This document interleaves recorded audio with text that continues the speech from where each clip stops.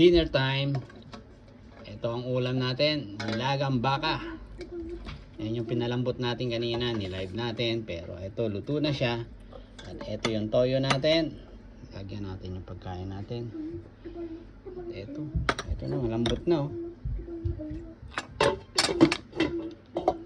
Malambot na siya. Ito yung sa asawa ko, dami oh. Sabi mo magda-diet ka. Hindi, ano to? Diet ba yan? Yung natira. At ito pa yung marami.